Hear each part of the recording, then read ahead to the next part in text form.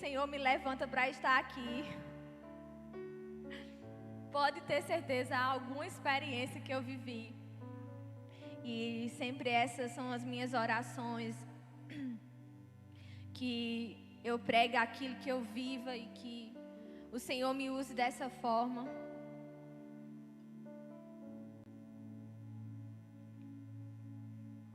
E o que Deus colocou no meu coração agora à tarde, na realidade, uma pessoa compartilhou, Tiago, meu irmão, o outro Tiago, lá de Pombal, compartilhou comigo hoje uma publicação que eu fiz há um ano atrás.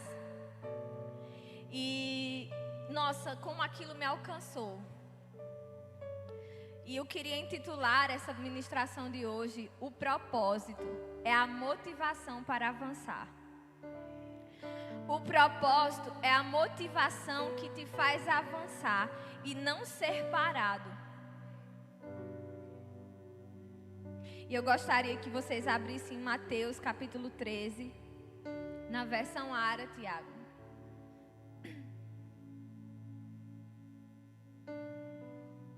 Eu cantei com toda a voz, fiquei rouca. Aleluia! Mas vai dar certo.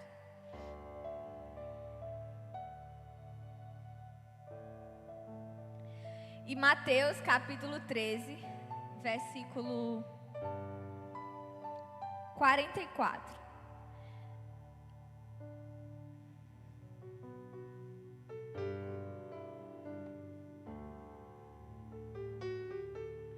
No versículo 44 diz assim: o reino dos céus é semelhante a um tesouro oculto no campo,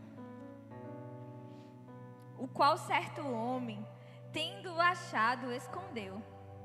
E transbordante de alegria, vai e vende tudo o que tens e compra aquele campo. Eu vou ler novamente. O reino dos céus é semelhante a um tesouro oculto num campo, o qual certo homem, tendo achado, escondeu. E transbordante de alegria, ele não simplesmente achou aquilo interessante, ele transbordou de alegria. E ele vai e ele vende tudo que ele tem. Ele não vendeu algumas coisas, ele não fez um empréstimo, ele vendeu tudo que ele tinha e comprou aquele campo. No versículo 45 diz assim: o reino dos céus é também semelhante a um que negocia e procura boas pérolas. E tendo achado uma pérola de grande valor, vende tudo o que possui e a compra. E quando a gente olha para isso, olha para essa comparação do reino, a gente para pensar e fala: cara, por uma coisa, por um tesouro, ele vendeu tudo, ele entregou tudo. E enquanto eu me arrumava, o Espírito Santo me trouxe à memória, não sei se Dona Ana está aqui, mas um abraço, Dona Ana, uma senhora, que quando eu cheguei aqui na igreja, eu chorava muito. E eu tinha minha identidade muito quebrada, muito falha, não sabia que era amada, não sabia o valor que eu tinha. E eu procurava nas pessoas, eu procurava nas coisas esse valor. E um dia ela chegou para mim e me entregou algo e disse que eu era uma pedra preciosa. E se der para dar um zoom, eu queria que vocês vissem isso aqui. Eu guardo desde então. Não é um diamante, não é uma pérola. Mas o que eu quero exemplificar aqui é: imagina que o reino dos céus é assim. E você encontrou essa pedrinha tão pequena em um campo. E você vende tudo que você tem por algo que aparentemente é tão pequeno. Aparentemente não tem valor. Quem puder colocar a foto lá, a Thalita, coloca aquela foto.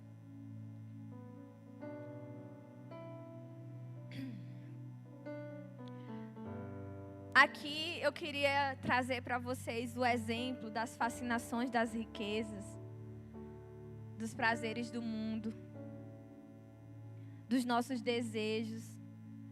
E já que estamos falando de tesouro, eu achei que seria interessante mostrar coisas assim. Quando você vê uma montanha de ouro assim, você enche os seus olhos, sim ou não? Se você tivesse que escolher pelos seus olhos, o que você escolheria? Tudo isso ou isso?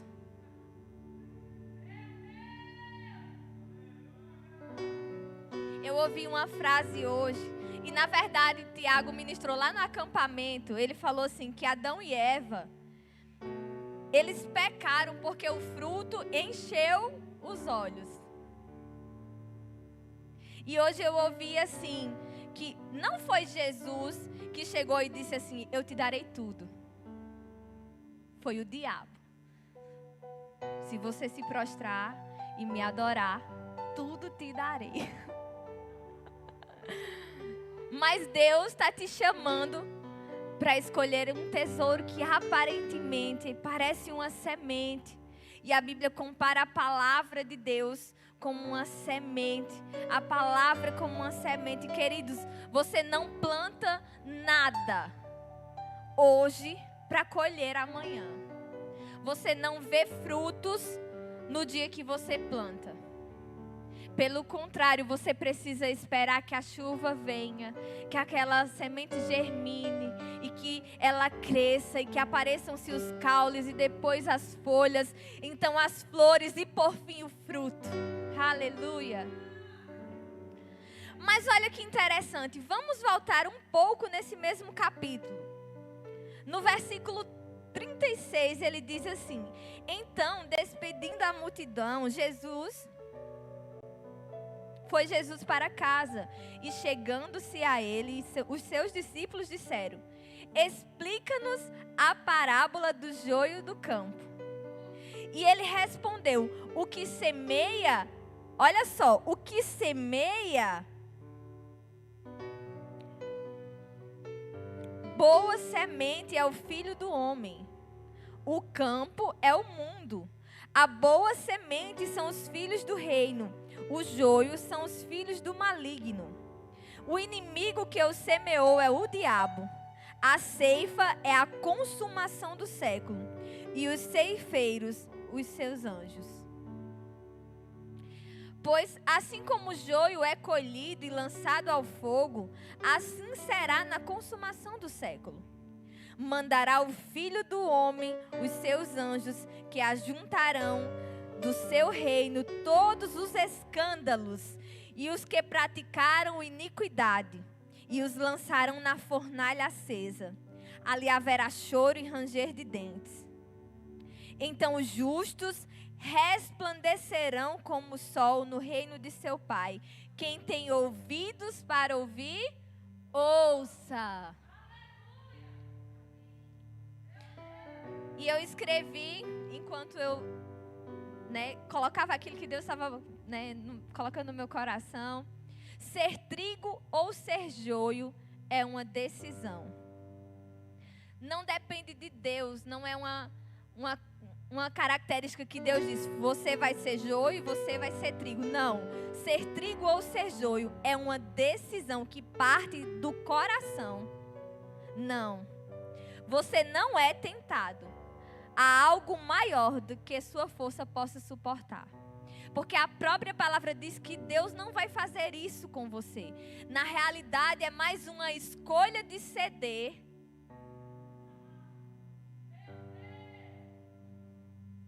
É uma escolha ceder aos desejos daquela imagem. Aquela imagem só aparece ouro, mas ali estão todos os prazeres.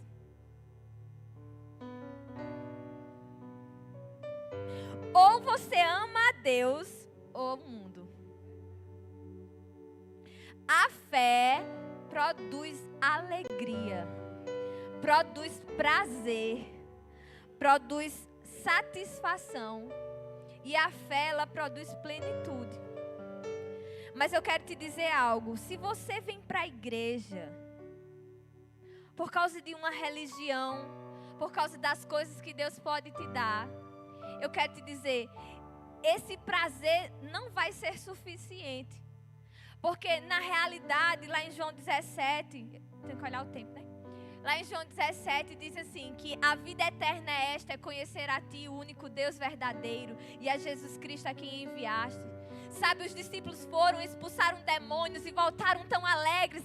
E aí Jesus diz, ei, eu vi Satanás caindo do céu, não é isso que deve te alegrar. Alegre-se antes do seu nome está escrito no livro da vida. Ei, você precisa entender que o presente maior e que o maior tesouro é ser conhecido diante de Deus e ser por Ele aprovado.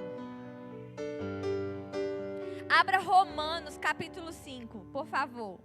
Eu vou ler na NVT. Vou correr aqui porque se deixar, meu Deus. Te amo, Jesus, você é lindão.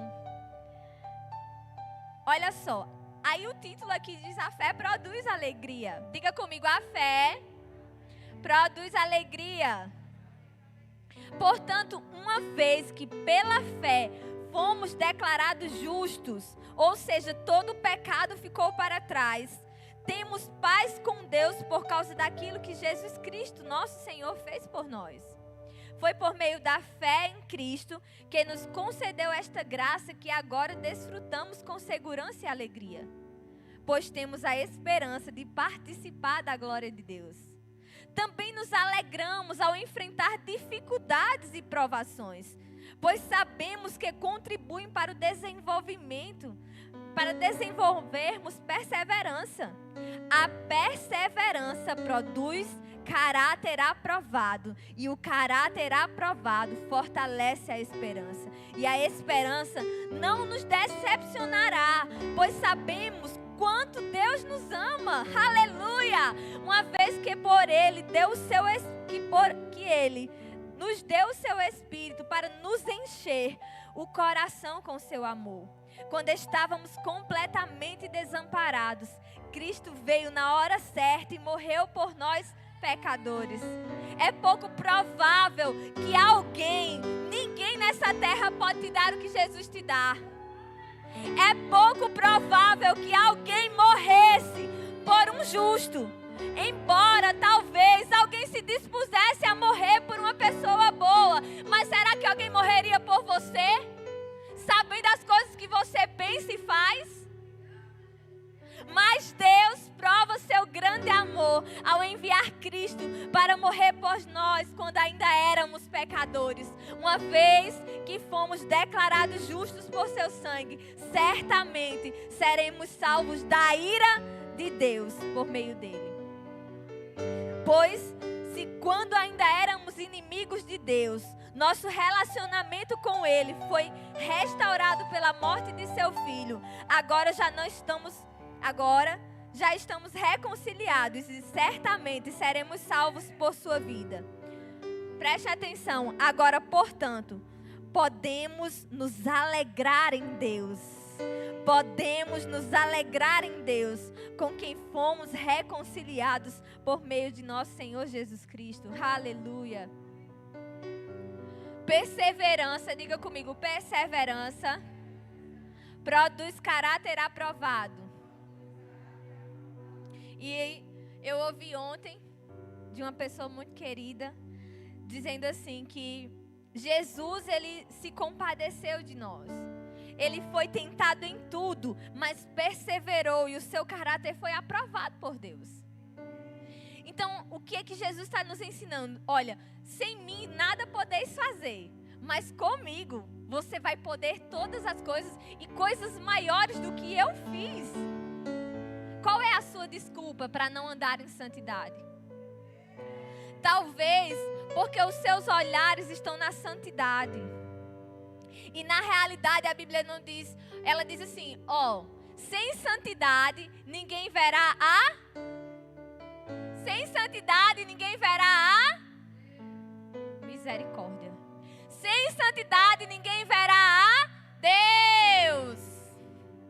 Ninguém verá a Deus. Então santidade é um caminho de perseverança na qual você terá a honra honra, o prazer, a dádiva de ver a Deus. O fim de todas as coisas é ou estar com Deus ou estar sem Ele para sempre.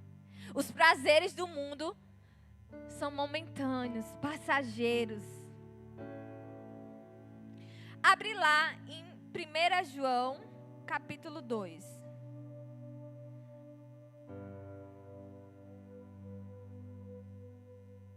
Aleluia.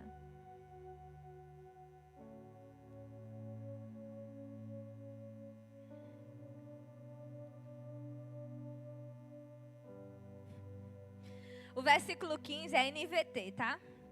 Diz assim: não amem este mundo. Não amem este mundo, nem as coisas que ele oferece. Pois quando amam o mundo, o amor do Pai não está em vocês. Porque o mundo oferece apenas o desejo intenso por prazer físico. Porque o mundo oferece apenas o desejo intenso por prazer físico. O desejo intenso por tudo que vemos. E o orgulho das nossas realizações e bens. Isso não provém do Pai, mas do mundo. E este mundo passa. E com ele tudo que as pessoas tanto desejam. Mas quem faz o que agrada a Deus vive para sempre. Aleluia. Eu era uma pessoa que amava o mundo e todos os seus prazeres.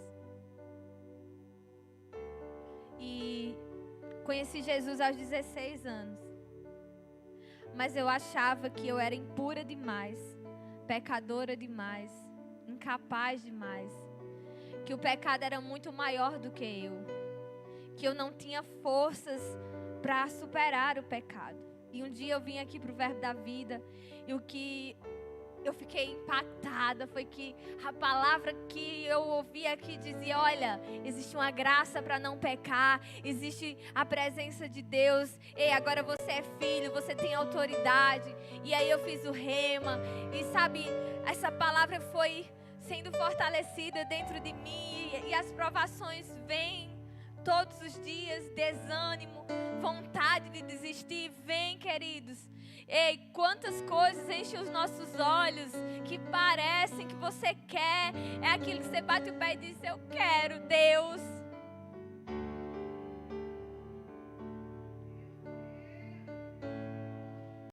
Mas eu descobri, queridos, uma vida com Deus mais do que suficiente. Eu entendi pelo caminho que eu estou trilhando no Senhor, que toda vez que eu estou nesse lugar de obediência, sempre vem uma recompensa, muitas vezes imediata, outras não, mas às vezes quando me aparece um cenário, eu escolho a obediência, lá na frente eu percebo, era uma cilada, era um lugar de... E agora, para a gente encerrar, eu quero abrir esse último capítulo, que é Romanos 4. E a gente vai orar. Abre lá em Romanos 4, queridos. É a Ara, versão Ara. O versículo 17 diz assim: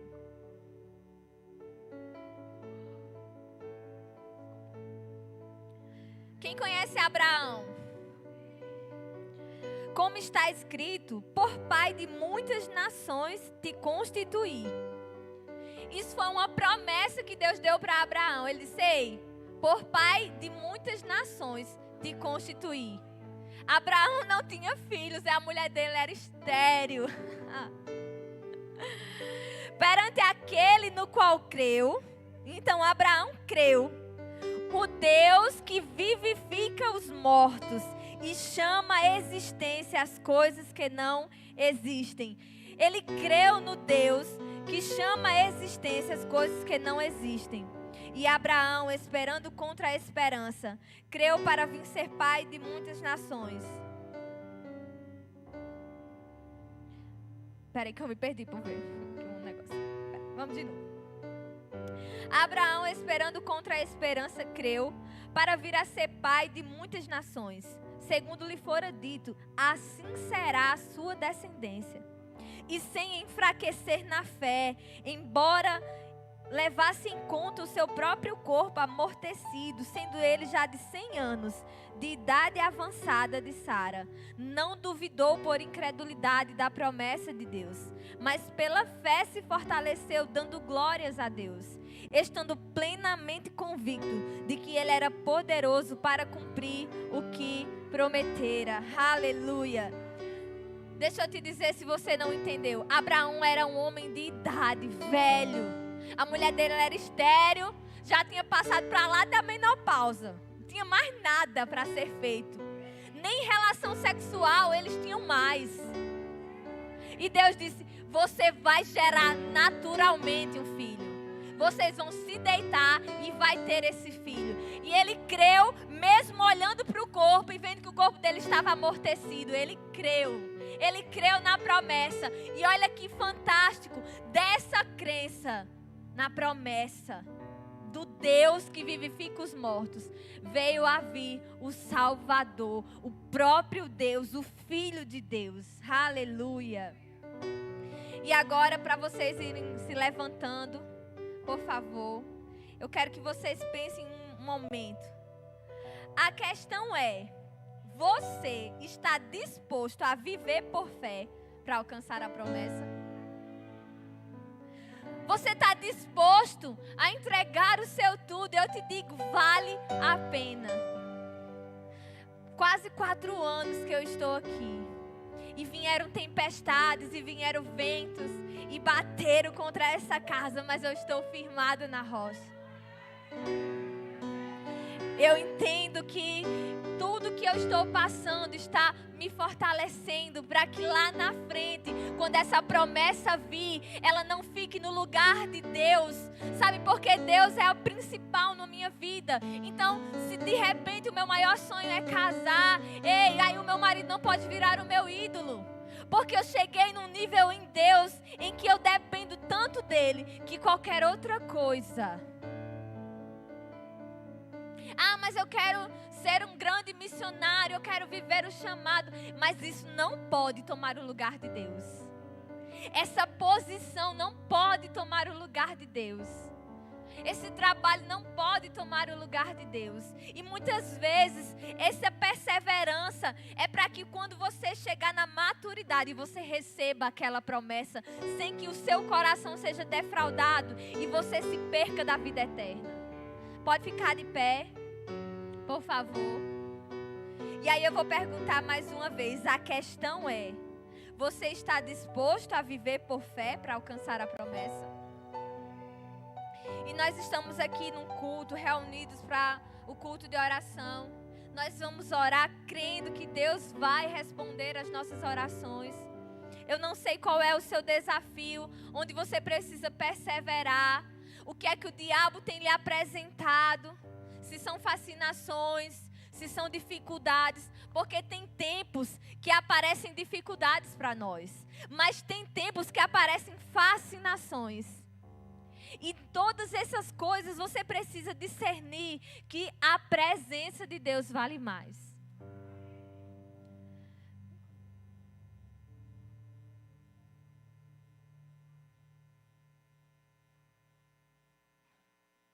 Aleluia.